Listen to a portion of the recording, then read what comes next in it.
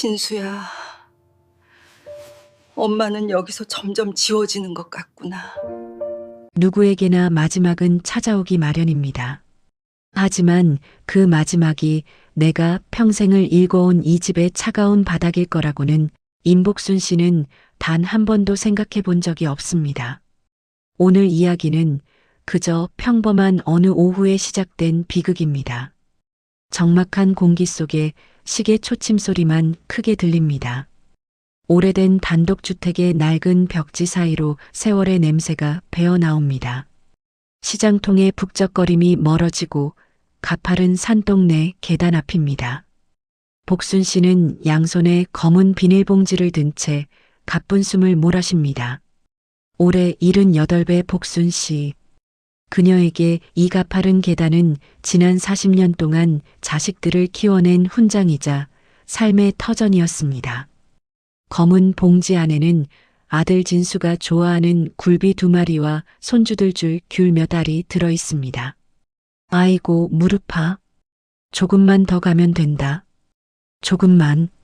빗물에 젖은 계단 모서리는 유난히 미끄러웠습니다. 아차 하는 순간이었습니다. 중심을 잃은 몸은 허공을 갈랐고 툭 소리와 함께 복순 씨는 계단 아래로 고꾸라졌습니다. 머리 위로 귤알이 사방으로 흩어집니다. 고요한 정적 속에 복순 씨의 가쁜 호흡 소리만 들립니다. 비명을 지르고 싶어도 목소리가 나오지 않습니다. 골반에서 시작된 찌릿한 통증이 전신을 마비시킵니다. 주머니 속 휴대전화는 손에 닿지 않을 만큼 멀리 떨어져 있습니다. 복순 씨는 생각했습니다. 이대로 여기서 죽는 건가? 아무도 모르게 저 흩어진 귤들처럼 나도 여기서 썩어가는 건가? 한참의 시간이 흐른 뒤 다급한 구둣발 소리가 들립니다. 엄마! 엄마! 이게 뭐야? 정신 좀 차려봐요! 퇴근길에 들른 아들 진수입니다. 바닥에 쓰러진 어머니를 본 진수의 얼굴이 하얗게 질립니다. 하지만 그 당혹감은 곧바로 화로 변해 터져 나옵니다. 내가 뭘 했어? CCTV 설치하자니까 싫다! 사람 쓰는 것도 싫다! 엄마! 진짜 나 죽는 꼴 보고 싶어? 나중에 나 죽고 나서 엄마 발견할까봐 그래?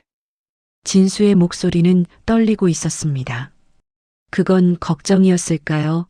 아니면 자신에게 닥칠지도 모를 불효자라는 낙인에 대한 공포였을까요?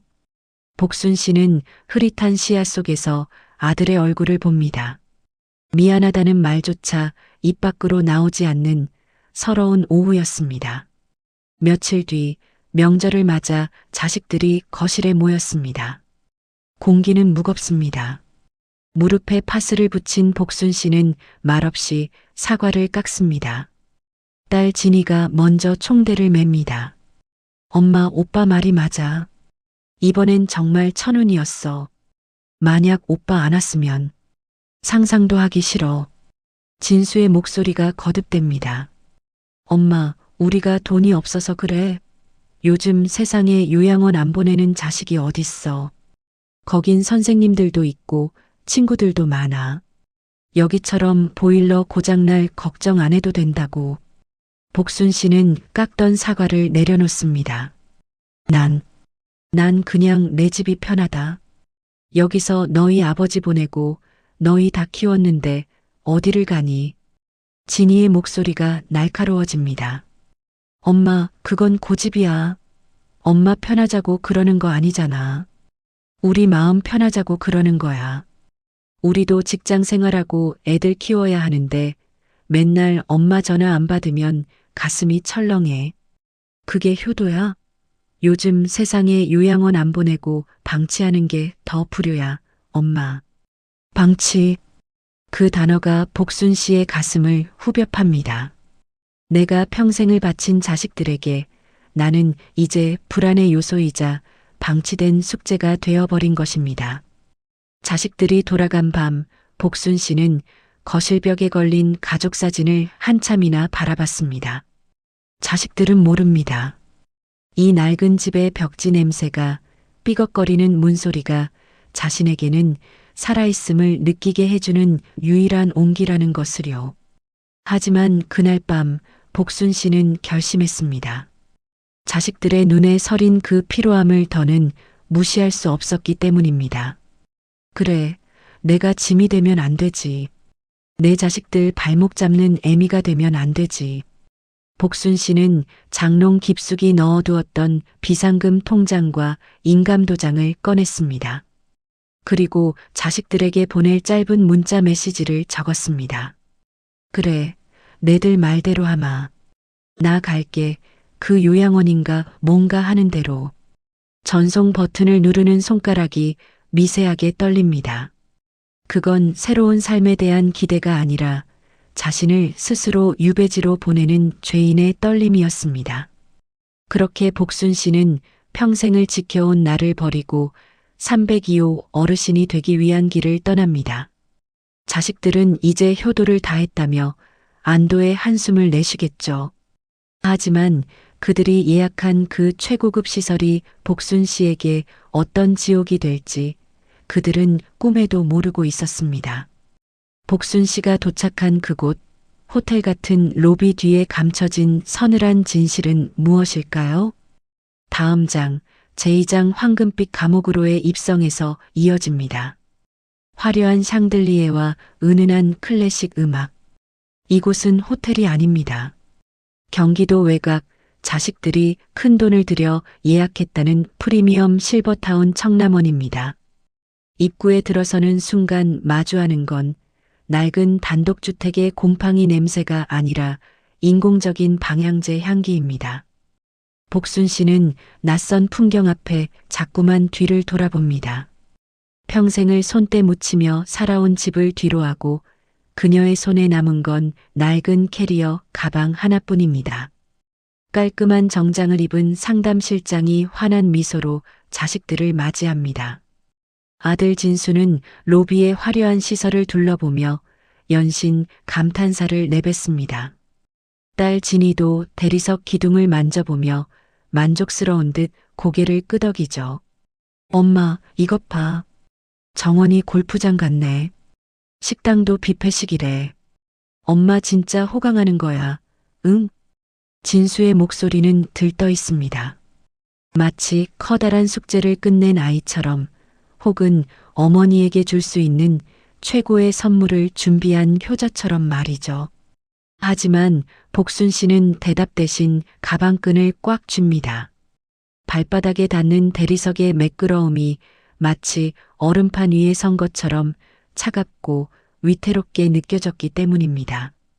진이가 복순 씨의 손을 잡으며 쐐기를 박듯 말합니다.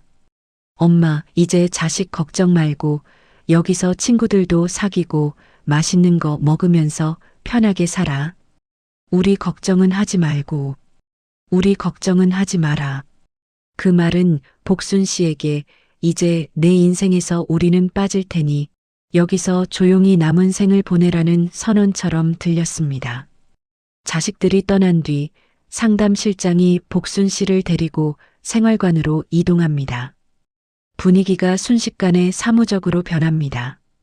자식들이 시야에서 사라지자마자 친절했던 실장의 미소가 정중하지만 딱딱한 매뉴얼로 바뀝니다. 도착한 곳은 복순 씨가 머물 302호. 방 안은 깨끗하다 못해 결벽증이 느껴질 정도로 정돈되어 있습니다. 어르신, 이제 소지품 검사를 시작할게요. 공동생활 구역이라 위생과 안전이 제일 중요하거든요. 실장이 장갑을 낀 손으로 복순 씨의 캐리어를 거침없이 열어젖힙니다. 복순 씨가 소중하게 챙겨온 물건들이 침대 위로 쏟아집니다. 그 중에서 실장이 노란색 믹스커피 박스와 낡은 성경책을 집어듭니다. 커피는 카페인 때문에 건강관리에 좋지 않아요. 압수 품목입니다. 그리고 이 책도 종이가 너무 낡아서 먼지가 나네요. 기관지에 안 좋으니 보관함에 넣어둘게요. 나중에 보호자 오시면 돌려드리겠습니다. 복순 씨가 당황해서 손을 내밀어 봅니다. 저기, 이건 내가 매일 아침마다 읽는 책인데. 커피도 딱 한 잔씩만 마시는 거고 실장은 듣지 않습니다. 낡은 성경책에 갈피 사이에 끼워둔 가족사진 한 장조차 보지 못한 채 무심하게 박스 안에 집어넣습니다. 규정입니다. 어르신. 여기는 개인의 공간이 아니라 공동관리 구역이에요. 복순 씨의 세계가 박스 하나에 담겨 봉인되는 순간이었습니다. 저녁 식사 시간. 거대한 식당에 노인들이 일렬로 앉아 있습니다. 식사 시간이 되자 스피커에서 기계적인 안내 방송이 나옵니다. 식당에 모인 수십 명의 노인은 약속이라도 한 듯 조용합니다. 각자의 가슴팍에는 이름표가 붙어 있지만 직원들은 그 이름을 부르지 않습니다. 302호 어르신, 식사하세요. 편식하시면 안 됩니다. 302호. 복순 씨는 자신의 이름 석자가 사라진 자리에 박힌 차가운 숫자를 곱씹습니다. 정갈하게 차려진 식단은 영양학적으로 완벽하겠지만 그 어디에서도 어머니의 손맛이나 집밥의 온기는 느껴지지 않습니다. 옆자리에 앉은 노인은 멍한 눈으로 벽만 바라보며 기계적으로 숟가락을 놀립니다. 복순 씨는 목이 메어 밥알이 넘어가지 않습니다. 방으로 돌아오는 길, 복도 벽에 붙은 수많은 규칙문이 복순 씨를 압박합니다. 외출 금지, 외부 음식 반입 금지, 소음주의. 이곳은 호텔이 아니라 이름 없는 죄수들이 모인 세련된 감옥이었습니다. 복순 씨가 침대에 누워 천장을 바라봅니다. 창밖으로는 화려한 정원의 조명이 보입니다. 자식들은 믿고 있을 겁니다. 어머니가 따뜻한 곳에서 전문적인 관리를 받으며 행복해할 거라고요. 하지만 복순 씨는 차가운 시트 위에서 몸을 웅크립니다. 성경책 한 권, 커피 한 잔의 자유조차 허락되지 않는 이곳에서 그녀는 무엇을 기다려야 할까요? 이제 그녀에게 남은 건 임복순이라는 이름이 아니라 누군가 죽어야만 비워지는 302호라는 숫자뿐입니다. 창밖의 정원은 아름답지만 복순 씨는 그곳으로 나가는 법을 모릅니다. 아니, 나갈 수 없다는 사실을 본능적으로 깨닫습니다. 그런데 그날 밤 고요한 복도를 찢는 비명이 들려옵니다. 누군가의 절규 혹은 누군가의 마지막 발악일지도 모를 그 소리에 복순 씨는 눈을 번쩍 뜹니다. 과연 이 화려한 천국 아래에는 어떤 비밀이 숨겨져 있는 걸까요? 제3장 7시 식사, 9시 소등. 여기가 군대냐? 세상에서 가장 무서운 습관은 몸이 기억하는 시간입니다. 프리미엄 실버타운의 안락한 침대 위에서도 복순 씨의 몸은 정확히 새벽 4시 반에 반응합니다. 평생을 남들보다 한 발 앞서 하루를 시작했던 그 부지런함이 이곳에서는 오히려 독이 될 줄은 몰랐습니다. 고요한 새벽의 어둠 속에서 규칙적인 시계 초침 소리가 들립니다. 어두운 방 안 복순 씨는 습관처럼 몸을 일으킵니다.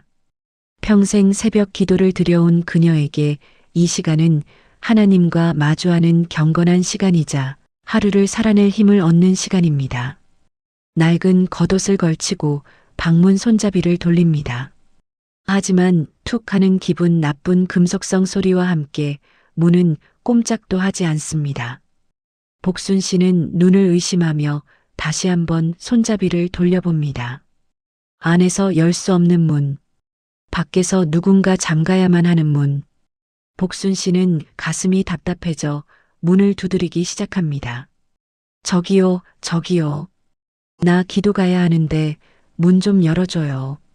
예배당 가야 한단 말이에요. 한참 뒤에야 복도 저편에서 슬리퍼 끄는 소리가 들려옵니다. 야간 당직을 서던 젊은 직원이 귀찮다는 듯 문을 빼꼼히 엽니다. 어르신, 아직 오시도 안 됐어요. 새벽엔 안전상 복도 출입 금지인 거 모르세요? 사고 나면 저희가 책임져야 한다니까요. 들어가서 더 주무세요. 아니, 내가 평생 이 시간에 기도를 갔는데 잠시만 나갔다 오면 안 될까? 안 됩니다. 7시 식사 시간 전까지는 방에 계셔야 해요. 규정입니다. 규정. 탁 소리와 함께 다시 문이 닫힙니다. 복순 씨는 닫힌 문을 멍하니 바라보며 침대 밑바닥에 주저앉습니다. 내 발로 들어온 곳인데 내 마음대로 문 밖을 나갈 수 없는 현실. 그것은 보호라는 이름으로 포장된 지독한 구속이었습니다. 오전 11시 복순 씨의 개인 거실입니다. 복순 씨가 집에서 몰래 챙겨온 작은 전기 포트를 꺼냅니다. 입안이 까끌까끌합니다. 시설에서 주는 밍밍한 보리차 대신 집에서 마시던 진한 된장국 한 사발이 간절합니다. 복순 씨는 서랍 깊숙이 숨겨둔 멸치가루와 고추장을 꺼냅니다. 싱크대도 있고 물도 나오니 작은 냄비에 물만 끓이면 그만입니다. 하지만 물이 끓기 시작한 지 얼마 되지 않아 요란한 경보음이 방안을 가득 채웁니다. B- 하는 날카로운 소리에 복순 씨가 혼비백산하여 포트 코드를 뽑습니다. 곧이어 요양보호사가 들이닥칩니다. 어르신, 여기서 뭐 하시는 거예요? 개인 전열기구 사용 금지라고 몇 번을 말씀드려요. 화재 위험 때문에 절대 안 된다고요. 보호사의 손에는 복순 씨가 아끼던 작은 냄비와 포트가 들려 있습니다. 내가 그냥 국물이 좀 먹고 싶어서 남들한테 피해 안 주고 나 혼자 조용히. 식단 다 짜여서 나오잖아요. 여기서 직접 해 드시면 다른 어르신들이 냄새난다고 민원 넣으세요. 이건 압수하겠습니다. 압수. 복순 씨는 힘없이 뻗었던 손을 거둡니다. 내 집에서는 내 손으로 찌개도 끓이고 밥 냄새도 피우며 살았습니다.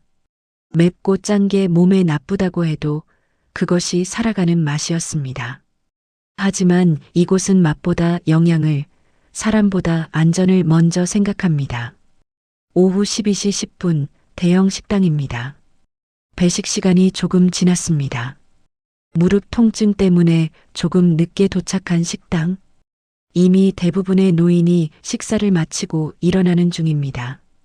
배식대 앞에 선 복순 씨에게 요양보호사가 눈을 흘기며 식판을 툭 내밉니다. 어르신, 규칙 좀 지켜주세요. 배식 시간 12시부터 12시 반까지잖아요. 지금 10분이나 늦으셨어요. 주방 이모님들 정리하셔야 하는데 이러시면 곤란하죠. 미안해요. 무릎이 좀 아파서 계단 내려오는데 시간이 걸렸네. 다음부턴 미리미리 나오세요. 여기 어르신 한두 분 계시는 거 아니잖아요. 여기가 군대도 아니고 참. 보호사의 혼잣말이 복순 씨의 귀를 때립니다. 군대. 그렇습니다. 7시 식사, 9시 소등. 정해진 시간에 씻고 정해진 시간에 TV를 봐야 하는 삶. 복순 씨는 식판 구석에 놓인 식어버린 조림 반찬을 내려다봅니다. 분명 자식들은 이곳이 천국이라고 했습니다. 비싼 돈을 냈으니 호강하는 거라고 했습니다. 그런데 왜 복순 씨는 따뜻한 밥 한 끼를 먹으면서도 누군가의 눈치를 봐야 하는 죄인이 된 기분일까요? 밤 9시 강제로 소등된 방 안입니다. 복순 씨가 어둠 속에서 천장을 바라봅니다. 9시가 되자마자 복도에 불이 꺼지고 각 방의 전등도 중앙 제어 시스템에 의해 차단됩니다. 아직 잠이 오지 않지만 복순 씨는 강제로 어둠 속에 던져집니다. 창밖으로는 여전히 화려한 실버타운의 조경등이 반짝입니다. 자식들에게 전화라도 걸어볼까 휴대전화를 들었다가 다시 내려놓습니다. 거기가 얼마나 비싼데 그러냐는 아들의 목소리가 들리는 것 같았기 때문입니다. 복순 씨는 생각합니다. 내가 왜 그 계단에서 미끄러졌을까? 그날 내가 그냥 죽었더라면 차라리 그 낡은 집 차가운 바닥에서 마지막을 맞았더라면 어땠을까? 자유를 반납하고 얻은 안전은 생각보다 훨씬 더 차갑고 딱딱했습니다. 어둠 속에서 복순 씨의 낮은 한숨 소리가 들립니다. 그때였습니다. 옆방에서 들려오던 낮은 신음소리가 갑자기 뚝 끊기더니 복도에서 다급한 발소리가 들리기 시작합니다. 그리고 누군가의 무미건조한 목소리가 정적을 킵니다. 301호 소생 불능입니다. 가족들한테 연락하고 짐 정리부터 하세요. 복순 씨는 온몸에 소름이 돋는 것을 느낍니다. 방금 전까지 살아있던 누군가가 물건처럼 치워지는 소리. 이곳에서 그녀의 내일은 어떤 모습일까요? 부모 자식 사이에도 돈 이야기가 섞이는 순간 관계의 온도는 순식간에 영하로 떨어지곤 합니다. 사랑과 효도라는 이름으로 가려져 있던 차가운 숫자들이 하나둘 고개를 들기 시작하면 정은 사라지고 의무만 남게 되죠. 임복순 씨에게 청남원은 처음엔 구원이었습니다. 하지만 이제 그곳은 매달 날아오는 무거운 청구서가 되었습니다. 그녀의 존재 자체가 자식들에게는 갚아야 할 할부금처럼 변해가고 있었습니다. 청남원의 면회실은 평일 오후라 그런지 한산합니다. 복순 씨는 아들 진수가 온다는 소식에 아침부터 서둘렀습니다. 세수도 평소보다 정성껏 하고 아껴두었던 고운 스웨터도 꺼내 입었습니다. 문이 열리고 진수가 들어옵니다. 복순 씨의 얼굴에 환한 꽃이 피어납니다. 하지만 아들의 얼굴은 사막처럼 건조합니다. 자리에 앉기도 전 진수는 가방에서 서류 봉투 하나를 꺼내 탁자 위에 올려놓습니다. 엄마, 이번 달 고지서 나왔는데 금액 좀 확인해 봐야겠어. 복순 씨는 반갑게 잡으려던 손을 슬그머니 내립니다. 아들의 입에서 나온 첫마디는 안부도 건강도 아닌 돈이었습니다. 엄마 지난번에 무릎 아프다고 해서 물리치료 횟수 늘렸지? 그리고 영양제도 따로 신청했나 봐. 이번 달 관리비 할증이 꽤 붙었어. 진수의 목소리에는 숨길 수 없는 피로함이 묻어납니다. 대출 이자에 아이들 학원비에 이제는 어머니의 시설 비용까지. 진수에게 복순 씨의 건강은 기쁨이 아니라 감당하기 버거운 가게의 짐이 되어가고 있었습니다. 복순 씨는 죄 지은 사람처럼 고개를 숙입니다. 내 몸이 아픈 것이 자식의 지갑을 털어가는 칼날처럼 느껴집니다. 자식을 위해 평생을 바쳤는데 늙고 병든 지금은 그 자식의 앞길을 막는 돌덩이가 된 것 같아 목이 메어옵니다. 진수야, 내가 치료 안 받아도 된다. 그냥 조금 절뚝거리며 살면 되지. 그 영양제도 취소해라. 밥 잘 나오는데 뭐하러 그런 걸 먹니? 복순 씨의 조심스러운 말에 진수는 오히려 짜증 섞인 한숨을 내뱉습니다. 엄마, 그게 마음대로 돼? 시설 규정이 그런데. 치료 안 받다가 넘어지기라도 하면 그땐 감당 안 돼. 나도 회사 일이 바빠 죽겠는데 이런 것까지 하나하나 신경 쓰게 해야겠어? 진수의 화살은 복순 씨의 가슴에 박힙니다. 아들은 어머니를 걱정해서 화를 내는 것이라고 스스로를 위로하겠지만 듣는 어머니에게는 그저 당신 때문에 힘들다는 절규로 들릴 뿐입니다. 복순 씨는 용기를 내어 속마음을 꺼내봅니다. 진수야, 나 그냥 집에 가면 안 되겠니? 나 이제 무릎도 많이 좋아졌고 혼자 밥도 해먹을 수 있다. 여기 돈도 많이 든다는데 나 그냥 내 집에서 살고 싶어. 진수의 표정이 순식간에 굳어집니다. 그건 어머니의 건강에 대한 염려보다는 다시 시작될 부양의 공포에 대한 거부감이었습니다. 엄마, 또 그 소리야? 거기가 얼마나 비싼데. 우리가 어렵게 자리 구해서 넣어준 거잖아. 요즘 세상에 엄마처럼 이런 시설에 있는 노인들 없어. 다들 부러워한다고. 진수는 어머니의 그리움을 노인네의 철없는 투정으로 치부해버립니다. 집에 가면 누가 엄마 봐줄 건데? 내가 퇴근하고 매일 갈까? 아니면 진이가 올까? 우리 다 각자 가정이 있어, 엄마. 여기서 호강하는 거면 감사하게 생각해야지. 호강. 그 단어가 복순 씨의 가슴을 한 번 더 난도질합니다. 따뜻한 밥과 깨끗한 침대만 있으면 호강인 줄 아는 자식들. 부모가 그곳에서 얼마나 작아지고 얼마나 무의미한 존재가 되어가는지는 보려 하지 않습니다. 진수는 자리에서 일어나며 쐐기를 박습니다. 다음 달부턴 진이랑 반반씩 내기로 했으니까 걱정 마. 그냥 여기 얌전히 있어주는 게 우리 돕는 거야, 엄마. 알았지? 진수는 서둘러 면회실을 빠져나갑니다. 아들이 떠난 자리에 남은 건 차갑게 식은 청구서 한 장과 복순 씨의 텅 빈 눈동자뿐입니다. 복순 씨는 면회실 창밖으로 멀어지는 아들의 차 뒷모습을 바라봅니다. 저 차를 타고 내 집으로 돌아가고 싶다. 골목길 시장 상인들과 인사를 나누고 내 손으로 쌀을 씻어 밥을 안치고 싶다. 하지만 이제 그녀에게 집은 돌아갈 수 없는 낙원이 되었습니다. 자식들에게 그녀는 더 이상 따뜻한 어머니가 아닙니다. 매달 일정액을 지불해야 유지되는 상품이자 가계부의 지출 항목일 뿐입니다. 자신의 존재 가치가 돈으로 환산되는 것을 지켜보는 일은 뼈가 부러지는 통증보다 더 잔인했습니다. 복순 씨는 가슴을 움켜쥐고 낮게 흐느낍니다.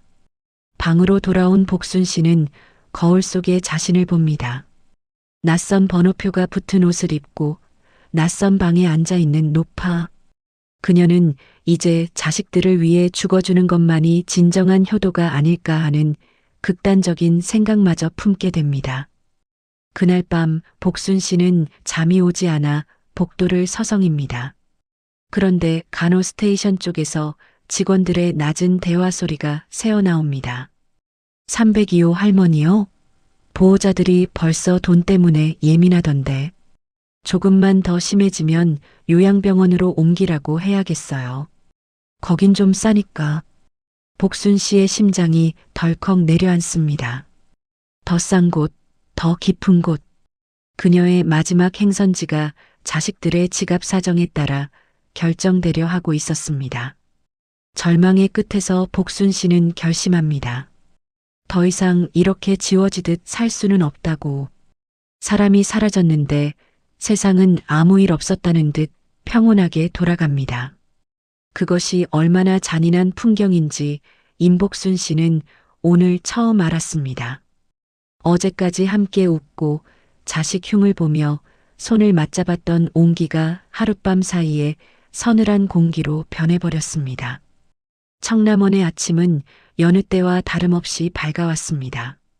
하지만 복순 씨에게 이 아침은 비극의 서막이었습니다. 아침 7시 식당으로 향하는 복도에서 복순 씨는 습관처럼 옆방 301호 문을 두드렸습니다. 순자 할머니, 이곳에서 유일하게 복순 씨와 마음을 나누던 친구입니다. 순자 형님, 식사하러 안 가? 오늘 아침은 형님이 좋아하는 미역국이라는데. 대답이 없습니다. 문손잡이를 돌려보려 했지만 문은 굳게 잠겨 있습니다. 복순 씨는 가슴 한구석이 덜컥 내려앉는 기분을 느꼈습니다. 그때였습니다.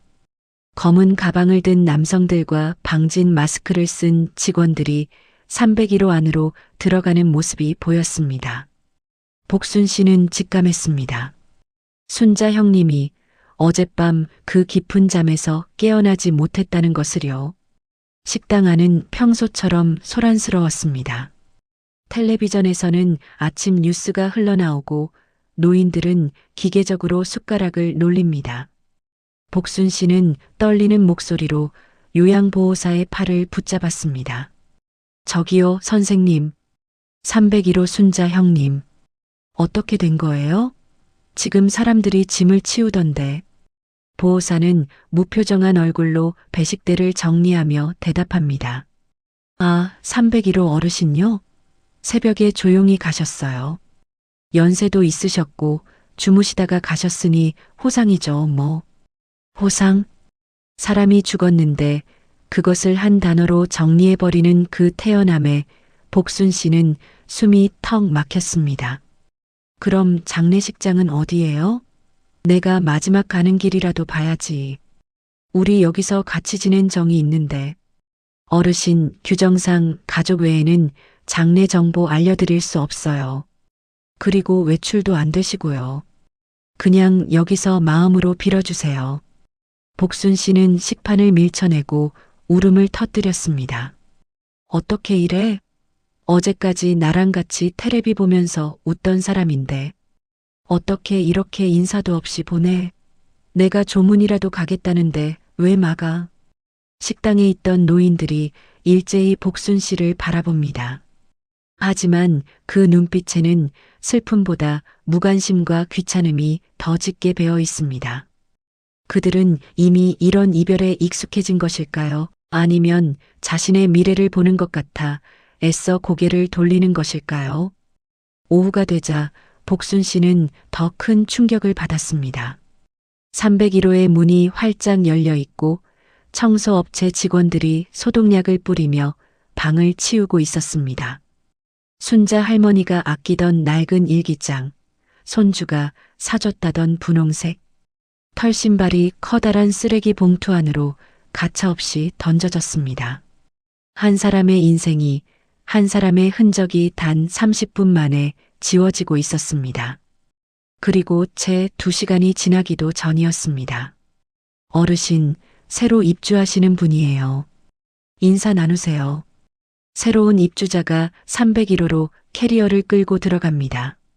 방금 전까지 죽음의 그림자가 드리웠던 그 방에 아무 일 없었다는 듯 새로운 번호표가 붙습니다. 복순 씨는 그 광경을 보며 온몸에 소름이 돋았습니다. 이곳은 집이 아니었습니다. 이곳은 거대한 노인 수용소이자 자리가 비기만을 기다리는 대기소였습니다. 복순 씨는 순자 할머니가 앉아있던 빈 의자를 보며 깨달았습니다. 나도 죽으면 저렇게 되겠구나. 내 자식들이 울며 불며 장례를 치러도 여기서 나는 그저 청소해야 할 302호 방의 주인일 뿐이겠구나. 나라는 인간의 가치는 사라지고 오직 방 번호와 입금된 관리비로만 증명되는 삶. 복순 씨는 소름 끼치도록 차가운 외로움을 느꼈습니다. 밤이 되었습니다. 창밖의 정원은 여전히 은은한 조명으로 화려하게 빛납니다. 하지만 복순 씨는 그 조명이 마치 무덤가에 켜진 등불처럼 느껴졌습니다. 복순 씨는 장롱 깊숙이 넣어두었던 수첩을 꺼냈습니다. 그리고 떨리는 손으로 글자를 적어 내려갔습니다. 진수야, 진이야. 엄마는 이곳에서 죽고 싶지 않다. 사람이 아니라 물건처럼 치워지는 게 너무 무섭구나. 나를 좀 여기서 꺼내다오. 눈물이 수첩 위로 뚝뚝 떨어져 글씨가 번집니다. 하지만 복순 씨는 압니다. 이 수첩을 자식들에게 보여줘봤자 그들은 또다시 엄마가 노인성, 우울증이 왔다며 더 센 약을 처방받게 할 것이라는 사실을요. 복순 씨는 이제 결심했습니다. 자식들에게 구걸하는 것이 아니라 스스로 나를 찾아야 한다는 것을 말이죠. 이곳의 차가운 대리석 바닥이 아니라 내 집의 삐걱거리는 마룻바닥에서 마지막 숨을 내뱉기로 말입니다. 그날 밤 복순 씨는 처음으로 요양원의 금기를 깨기로 마음먹었습니다. 과연 복순 씨는 이 황금빛 감옥을 탈출해 자신의 이름을 되찾을 수 있을까요? 부모의 마음을 다 안다고 자부하는 자식들이 가장 많이 저지르는 실수가 있습니다. 그것은 부모의 침묵을 긍정으로 해석하고 부모의 눈물을 노안으로 치부하는 것입니다. 오늘 이야기는 차마 입 밖으로 꺼내지 못한 한 어머니의 처절한 고백에 관한 기록입니다. 청남원 302호의 공기는 얼음장처럼 차갑습니다. 복순 씨는 요즘 들어 부쩍 멍하니 창밖만 바라보거나 했던 말을 수십 번 반복하곤 합니다. 시설 측은 이를 치매 전조 증상이라 진단했고 아들 진수는 결국 결단을 내렸습니다. 비용이 조금 더 저렴하고 관리가 엄격한 전문 요양병원으로 어머니를 옮기기로 한 것입니다. 짐을 싸기 위해 방을 찾은 진수는 침대 밑에 웅크리고 앉아 있는 복순 씨를 봅니다. 복순 씨는 아들이 온 줄도 모른 채 허공에 손짓하며 무언가 중얼거리고 있습니다. 엄마, 나왔어. 짐 좀 챙기게 비켜봐요. 거긴 여기보다 치료도 잘해주고 사람도 많대. 진수는 신경질적으로 서랍을 열어 옷가지들을 가방에 던져 넣습니다. 그러다 옷장 깊숙이 낡은 내복 사이에 끼워져 있던 작고 두툼한 수첩 하나를 발견합니다. 평소 복순 씨가 가계부나 적던 낡은 수첩입니다. 진수는 무심코 그 첫 장을 넘겼습니다. 수첩의 첫 페이지에는 삐뚤빼뚤하지만 정성스럽게 눌러 쓴 글자들이 가득했습니다. 6월 15일. 오늘 청남원이라는 곳에 왔다.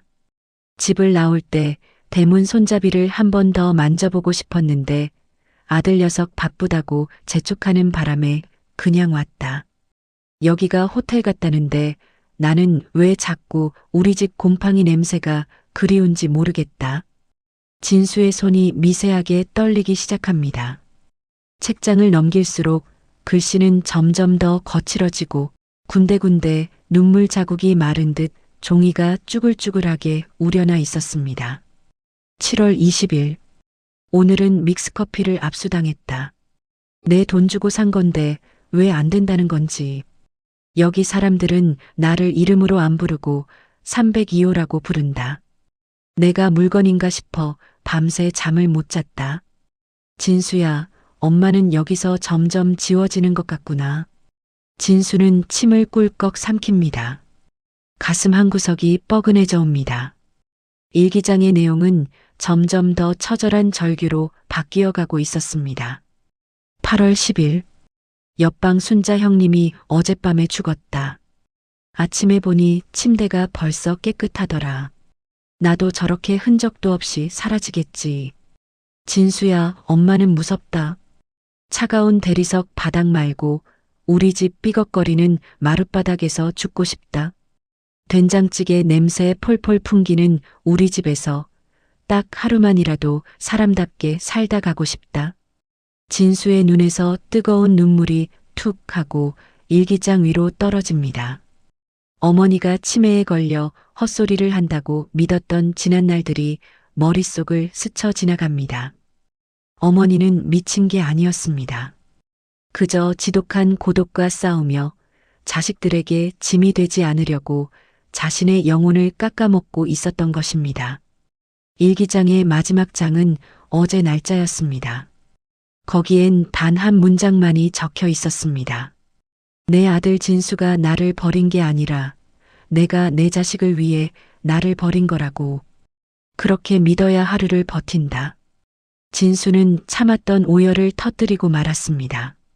최고급 시설에 모시는 것이 효도라고, 비싼 돈을 내는 것이 자식의 도리라고 믿었던 오만이 산산조각 났습니다.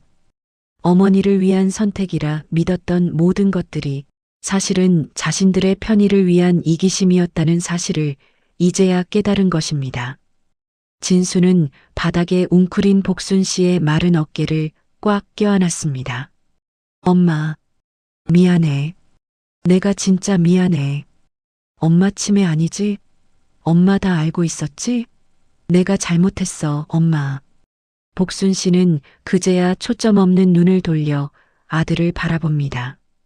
그리고 가느다란 손을 들어 아들의 젖은 뺨을 닦아줍니다. 진순이, 우리 아들, 배고프지? 엄마가 얼른 된장찌개 끓여줄게. 우리 집에 가자, 응? 그 말은 복순 씨가 치매라서 하는 소리가 아니었습니다. 그것은 그녀의 영혼이 평생을 바쳐 지켜온 단 하나의 소원이었습니다. 진수는 결심했습니다. 다시는 어머니의 손을 놓지 않겠다고. 더 이상 어머니를 번호로 부르는 곳에 두지 않겠다고 말입니다. 그는 싸고 있던 짐가방을 발로 밀어버리고 어머니의 낡은 수첩을 품에 넣었습니다. 우리는 무엇을 위해 부모를 시설로 보내는 걸까요? 정말 부모의 행복을 위해서일까요? 아니면 우리 자신의 죄책감을 덜기 위해서일까요? 삐뚤빼뚤한 일기장 속에 담긴 어머니의 진심을 마주한 오늘, 진수의 효도는 이제야 진짜 시작되려 합니다. 진수는 복순 씨를 등에 업었습니다. 한때는 세상을 다 짊어진 듯 든든했던 어머니의 등이 이제는 깃털처럼 가볍습니다. 그 가벼움이 진수의 가슴을 더욱 아프게 내리칩니다. 청남원의 화려한 정문을 나서는 진수의 발걸음은 단호합니다. 뒤에서 김 실장이 부르는 소리도 들리지 않습니다. 오직 등 뒤에서 느껴지는 어머니의 낮은 숨소리만이 세상의 전부인 것처럼 느껴집니다. 과연 집으로 돌아간 복순 씨와 진수 앞에는 어떤 새로운 일상이 기다리고 있을까요? 안전보다 소중한 존엄을 지키기 위한 그들의 마지막 여정이 시작됩니다. 사람의 영혼은 어디에서 숨을 쉴까요? 대리석 바닥의 화려한 실버타운일까요? 아니면 삐걱거리는 문소리가 정겨운 낡은 내 집일까요? 오늘 임복순 씨는 평생의 기억이 묻어있는 그 보물 같은 장소로 돌아갑니다. 황금빛 감옥이라 불리던 청남원의 육중한 정문이 열립니다. 진수의 차에 오른 복순 씨는 차창 밖으로 멀어지는 시선을 단 한 번도 뒤돌아보지 않았습니다. 대신 그녀의 시선은 익숙한 동네 어귀에 들어서자마자 아이처럼 반짝이기 시작합니다. 좁은 골목길을 돌아 차가 멈춰섭니다. 서울 산동네 복순 씨가 40년을 버텨온 그 낡은 단독주택 앞입니다. 차 문을 열고 내리자마자 가장 먼저 복순 씨를 맞이한 건 청남원의 인공 방향제 냄새가 아니라 매캐하면서도 정겨운 사람 사는 냄새였습니다. 어머, 저거 복순이 엄마 아니야? 아니, 어디 갔다가 이제야 오는 거야? 평상에 모여 앉아있던 동네 할머니들이 약속이라도 한 듯 달려 나옵니다. 누구는 복순 씨의 손을 덥석 잡고 누구는 어깨를 토닥이며 반가움을 표합니다. 병원에 오래 있었다며 얼굴이 왜 이렇게 반쪽이 됐어? 아이고, 이제야 동네가 좀 사람 사는 것 같네. 복순 씨의 눈시울이 붉어집니다. 시설에서는 302호라는 숫자로 불리며 유령처럼 지냈던 그녀가 이곳에 오자마자 다시 임복순이라는 이름으로 불리며 살아있는 존재가 되었습니다. 복순 씨는 떨리는 손으로 대문의 낡은 손잡이를 어루만집니다. 차갑지만 따뜻한 내 집의 감촉입니다. 집 안으로 들어서자 쿰쿰한 먼지 냄새가 코끝을 스칩니다. 오랫동안 비어있던 탓에 공기는 서늘하지만 복순 씨는 비로소 깊은 숨을 내뱉습니다. 아들 진수는 서둘러 보일러를 켜고 방바닥을 닦기 시작합니다. 예전 같으면 엄마 그냥 가만히 좀 있어라고 짜증을 냈을 진수지만 오늘은 묵묵히 어머니의 낡은 이불을 펴고 짐을 정리합니다. 복순 씨는 쉬라는 아들의 만류에도 불구하고 주방으로 향합니다. 먼지 앉은 찬장을 열어 투박한 양은 냄비를 꺼냅니다. 그리고 냉장고 깊숙이 남아있던 쉰 김치를 썰어 넣습니다. 진수야, 엄마가 김치찌개 끓여줄게. 내가 제일 좋아하는 거잖아. 보글보글 찌개 끓는 소리가 적막했던 집안을 가득 채웁니다. 시설의 고급 뷔페에서는 절대 맡을 수 없었던 시큼하고도 구수한 냄새가 집안 구석구석으로 퍼져나갑니다. 낡은 밥상 앞에 모녀가 마주 앉았습니다. 반찬이라곤 찌개 하나에 며칠 된 김뿐이지만 복순 씨는 찌개 국물을 한 숟가락 크게 떠먹고는 환하게 웃습니다. 그래, 이 맛이야. 이제야 살 것 같다, 진수야. 이제야 내가 진짜 사람 같아. 복순 씨의 웃음에는 그동안 가슴에 맺혔던 응어리가 씻겨 내려가는 듯한 해방감이 서려 있습니다. 진수는 고개를 숙인 채 밥을 입에 밀어 넣습니다. 짠 국물 맛에 자신의 눈물이 섞여 들어갔지만 진수는 애써 모른 척하며 밥그릇을 비웁니다. 엄마, 내가 진작 이렇게 해줬어야 하는데. 미안해. 안전한 게 최고인 줄 알았어. 복순 씨는 아들의 손을 가만히 덮어잡습니다. 아니다. 내 마음 다 안다. 그래도 아들아, 사람은 마음이 편해야 숨도 쉬어지는 법이란다. 나 여기서 조금만 더 살다 갈게. 내 이름 부르는 사람들 틈에서 내가 직접 쌀 씻어 밥 해 먹으면서 그렇게 살다 갈게. 밤이 깊었습니다. 집안은 여전히 삐걱거리고 화장실을 가려면 좁은 복도를 지나야 하는 불편함이 가득합니다. 시설처럼 24시간 감시하는 카메라도 없고 응급 상황에 달려올 전문 의료진도 없습니다. 하지만 복순 씨는 그 어느 때보다 깊고 평온한 잠에 빠져듭니다. 잠결에 들리는 멀리서 짖는 개 짖는 소리, 이웃집 대문 닫히는 소리가 그녀에게는 가장 완벽한 자장가입니다. 진수는 거실에 누워 천장을 바라봅니다. 그는 이제 압니다. 효도란 부모를 깨끗한 유리 상자 속에 가둬두는 것이 아니라는 것을요. 조금은 위험하고 조금은 불편하더라도 부모가 부모답게 존재할 수 있는 그곳을 지켜주는 것이 진정한 도리라는 사실을 말입니다. 내일부턴 방문 요양보호사가 오기로 했습니다. 그리고 진수도 매일 저녁 퇴근길에 이곳에 들러 어머니와 믹스커피 한 잔을 나누기로 약속했습니다. 황혼의 길목에서 길을 잃었던 복순 씨는 이제 다시 자신의 자리를 찾았습니다. 302호가 아닌 임복순으로, 짐이 아닌 어머니로 살아가게 될 그녀의 앞날에 따스한 햇살이 내리쬐입니다. 안전한 시설보다 소중한 것은 내가 나을 수 있는 내 집이라는 진실. 임복순 씨의 이야기는 여기서 마침표를 찍지만 이 시대를 살아가는 수많은 진수와 복순 씨의 고민은 지금 이 순간에도 계속되고 있을 겁니다. 여러분의 부모님은 지금 어디에서 숨을 쉬고 계십니까? 지금까지 황혼의 남은 집이었습니다. 시청해 주셔서 감사합니다. 좋아요와 구독은 큰 힘이 됩니다.